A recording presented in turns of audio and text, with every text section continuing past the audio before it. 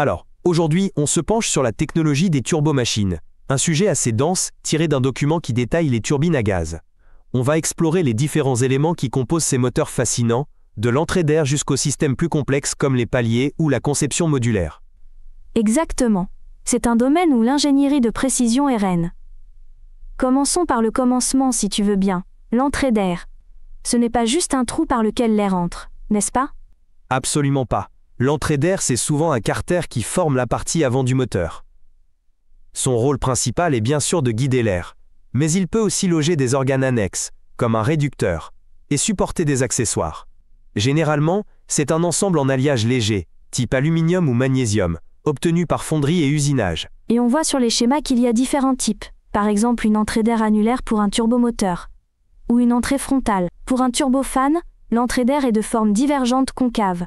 C'est pour adapter l'écoulement en croisière du débit d'air important absorbé par le moteur, pour optimiser la performance à haute vitesse. Passons au compresseur. C'est le cœur froid du moteur. Il peut y avoir un ou plusieurs étages, chaque étage étant constitué d'un rotor suivi d'un stator. On trouve des compresseurs axiaux, centrifuges, ou parfois une combinaison des deux en série. Le rotor, la partie mobile, est relié à l'arbre de la turbine et supporté par des paliers. Les aubes, ou pales, peuvent être taillées dans la masse ou fixées de diverses manières. Pour les matériaux, on utilise de l'acier pour les petites machines, mais surtout des alliages de titane, pour leur résistance et leur légèreté. Le document donne l'exemple d'un compresseur axial de suralimentation. Le rotor y comporte des pales larges, et l'arbre est cannelé pour la liaison avec un compresseur centrifuge qui pourrait suivre. Le stator, lui, est constitué de deux rangées d'aubes fixes. Oui, le rotor accélère l'air, et le stator redresse le flux et le convertit en pression. Puis, il y a le compresseur centrifuge. Le rotor, en une ou deux parties, comprend la roue d'entrée et le rouet centrifuge. Il est monté sur l'arbre qui le lie à la turbine. Et le stator du compresseur centrifuge est constitué de deux diffuseurs, un premier étage radial et un second axial. L'air est aspiré axialement et projeté radialement vers l'extérieur par la force centrifuge, ce qui augmente sa pression. C'est ça. Contrairement au compresseur axial où l'air circule parallèlement à l'axe. On a aussi l'exemple du compresseur axial multi-étage. Ici, le rotor est constitué de rangées de pales montées sur des disques, qui peuvent être soudés ou assemblés par un système appelé curvic coupling. Le stator est fait de segments avec des aubes fixes. Cette configuration multi-étage permet d'atteindre des taux de compression bien plus élevés. Après la compression, l'air arrive dans la chambre de combustion. C'est là que le mélange carburant-air s'effectue et que la combustion continue a lieu. Le type le plus courant est la chambre annulaire. La chambre elle-même est faite d'enveloppes en alliage réfractaire, avec de nombreux orifices pour l'air primaire et secondaire. Une technique intéressante mentionnée est le film cooling, où une fine pellicule d'air protège le métal des hautes températures. C'est crucial pour la durabilité.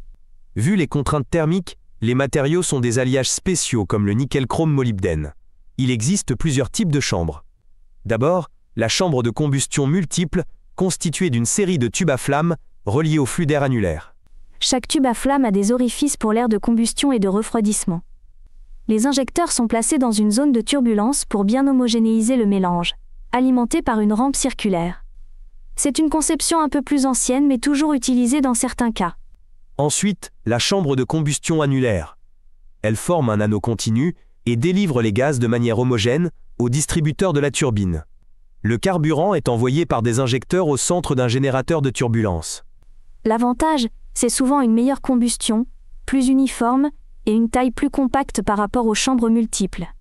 Il y a aussi la chambre annulaire double, qui présente deux zones distinctes pour la combustion. Exact. Ça permet de contrôler la combustion de tous les constituants du carburant et de réduire les émissions polluantes. Le choix et la répartition du carburant dans les deux zones dépendent principalement du régime moteur. Le document montre aussi un exemple de chambre annulaire, type turboméca, à écoulement direct et injection centrifuge de carburant, avec des détails sur les tôles de turbulence et les tubes de dilution. Et enfin, la chambre à écoulement inversé. Oui, comme son nom l'indique, l'écoulement dans le tube à flamme va de l'arrière vers l'avant. Le tube forme un coude pour renvoyer l'écoulement vers la turbine à l'arrière. Ça permet de réduire la longueur du moteur et facilite l'accès au système d'injection. Et ça offre un blindage supplémentaire en cas d'éclatement du rotor de turbine, ce qui est un aspect sécurité non négligeable. Après la combustion, les gaz chauds se dirigent vers la turbine. La turbine, c'est elle qui extrait l'énergie des gaz chauds pour entraîner le compresseur et, éventuellement, une hélice ou un rotor d'hélicoptère. Elle comprend un ou plusieurs étages, chaque étage étant constitué d'une rangée d'aubes fixes, le distributeur, suivi d'une rangée d'aubes mobiles, la roue de turbine. Le distributeur, ce sont des aubes fixes montées entre deux anneaux cylindriques. L'anneau extérieur peut faire partie du carter turbine. Ces aubes sont souvent creuses pour permettre le passage d'air de refroidissement ou de pressurisation. Leur rôle est d'accélérer les gaz et de les orienter correctement sur la roue. La roue de turbine est constituée d'un disque avec des pales à sa périphérie. Le disque peut être solidaire de l'arbre ou monté dessus par un accouplement curvic coupling. Les pales peuvent être taillées dans la masse ou rapportées, souvent avec une fixation en pied de sapin pour bien répartir les efforts. Le jeu entre l'extrémité des pales et le carter est critique pour le rendement. Trop de jeu, c'est des fuites, pas assez, c'est un risque de contact. Certaines turbines ont des talons en bout de pale pour former une couronne. Et réduire ces fuites, on dit qu'elles sont à talons. Il y a aussi la turbine centripète, avec un distributeur, stator, et une roue centripète, rotor. Les gaz traversent les aubes fixes convergentes du distributeur, sont dirigés radialement dans la roue, puis s'écoulent axialement. Elle offre une conversion d'énergie plus importante et un encombrement axial moindre que la turbine axiale. Mais sa technologie monobloc peut poser des problèmes de cric thermique, et son rendement est généralement inférieur. Voilà, on a donc fait le tour des composants majeurs du cycle thermodynamique. Le document passe ensuite à un point crucial, le refroidissement. Oui, le refroidissement des parties chaudes est essentiel pour augmenter le rendement et la durée de vie des composants. On prélève de l'air au compresseur pour refroidir les aubes du distributeur, les disques de turbine et parfois les pales de turbine elles-mêmes. Et les matériaux, c'est un autre point clé. On utilise des alliages à très haute résistance comme le nickel-chrome-molybdène. La recherche continue avec la solidification orientée ou les monocristaux. Des revêtements protègent contre la corrosion ou la température. Absolument.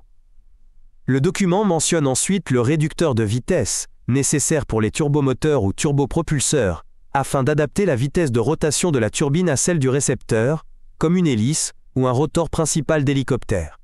C'est un organe purement mécanique, souvent coaxial à plusieurs étages, qui a une limitation de couple maximum. Il est caractérisé par la puissance transmise et les pertes par friction, qui se traduisent par une élévation de température de l'huile de lubrification. La turbine fournit aussi la puissance pour l'entraînement des accessoires, que ce soit pour le moteur lui-même ou pour d'autres utilisations. Cet entraînement se fait par une chaîne d'engrenages depuis le réducteur ou l'arbre turbine-compresseur. Ces engrenages sont logés dans un carter support. La liaison des éléments et les accouplements sont aussi importants. Les carters sont assemblés par des couronnes de vis ou des boulons. Pour les ensembles tournants, le curvic coupling est fréquent, avec ses dents trapézoïdales assurant alignement et répartition des forces. On a aussi les accouplements par manchon cannelé ou encore l'accouplement hydraulique qui permet de transmettre couple et vitesse entre deux éléments coaxiaux, avec une partie interne, rouée, et une partie externe, turbine, fonctionnant avec ou sans huile. Les paliers sont cruciaux pour supporter l'ensemble tournant. Ils encaissent les efforts axiaux et radiaux. On trouve des paliers à billes, surtout pour les efforts axiaux, des paliers à rouleau pour les efforts radiaux, et des paliers à film d'huile qui réduisent les vibrations. L'étanchéité est également primordiale entre les différentes enceintes, huile, air, carburant.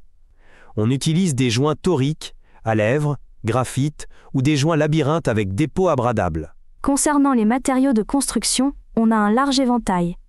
Alliage léger, aluminium-magnésium pour les carters, aciers alliés pour les arbres et engrenages, alliage de titane pour les compresseurs, et alliages spéciaux réfractaires pour les parties chaudes comme les roues de turbine.